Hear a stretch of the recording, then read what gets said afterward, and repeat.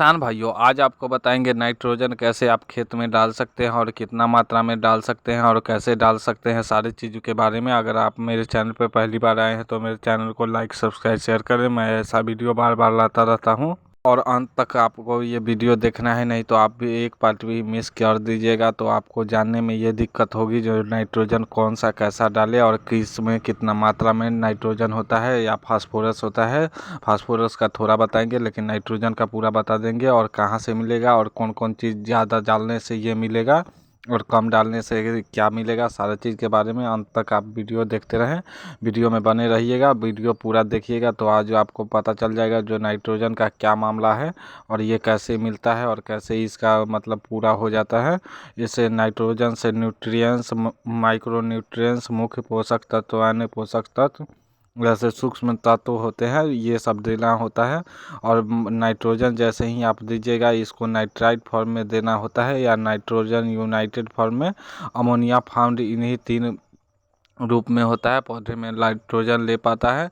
आपको वातावरण में 78% नाइट्रोजन मिलता है लेकिन पौधे के 1% भी नहीं मिल पाता है, क्योंकि ये इस फॉर्म में होते ही नहीं हैं। जो नाइट्रोजन आपको क्लोरोफिल एक मुख्य तत्व है, इसका मतलब नाइट्रोजन की कमी से क्लोरोफिल बिना खाना बनाने पौधे में संभव ही नहीं है। मतलब क्लोरोफिल से ही पौधा हरा भरा रहता है और खाने के पौधा का मामला तय करता है। पौधे में नाइट्रोजन सबसे ज़्यादा इस्तेमाल करता है। पौधे में लगभग हर हिस्से का विकास नाइट्रोजन अति आवश्यक है, चाहे वो जड़ हो या तना हो या जो पत्तियां हो या जो भी फल हो, जो भी चीज़ हो, सभी चीज़ नाइट्रोजन पे ही आधारित है।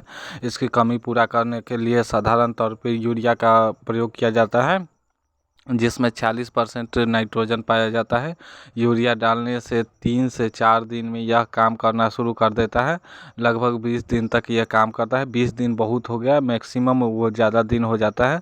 उसके बाद आपको फिर से यूरिया डालना रहता है, क्योंकि ध्यान दीजिए रासायनिक खादों दोस्तों खासियत होती है कि एक बार कोई दाना नमी भाग गया तो रिएक्शन शुरू कर देता है और चेन रिएक्शन यानी एक श्रृंखला चालू हो जाता है, जिससे फिर से नमी की ज़रूरत नहीं पड़ती है।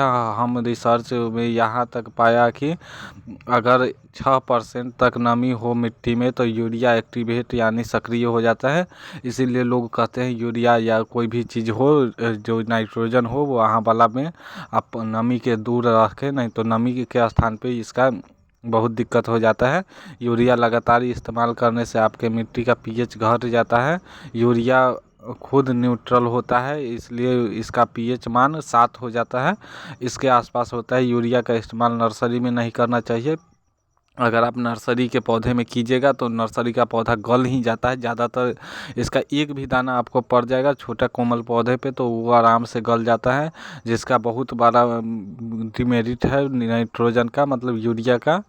और इसमें थोड़ा ये इसका थोड़ा कम रहता है डिमेरिट, ये जो डीएपी आता है। लेकिन नाइट्रोजन यूरिया जो होता है वो आपको गला ही देता है। 20 दिन के अंतर पे कम से कम ही रखना चाहिए। 20 दिन से ज़्यादा में आप डालें, कम नहीं डालें, नहीं तो 20 दिन से कम में वो नाइट्रोजन उसमें पहले से अवेलेबल रहता है और ये नाइट्रोजन आपको देना ही होता है। और इसमें अगर आप डीएपी में देते हैं तो 18% नाइट्रोजन होता है, जो अच्छा मतलब उतना अच्छा तो वो डीएपी भी नहीं होता है, लेकिन वो भी तो खाद ही है। लेकिन डीएपी अच्छा होता है उससे, जो कम परसेंट रहता है। और एनपीके 19 22 बहुत तरह का आ रहा है तो वो भी डाल सकते हैं। उसमें थोड़ा कम नाइट्रोजन रहता है तो उतना ज़्यादा असर नहीं करता है प्लांट पे।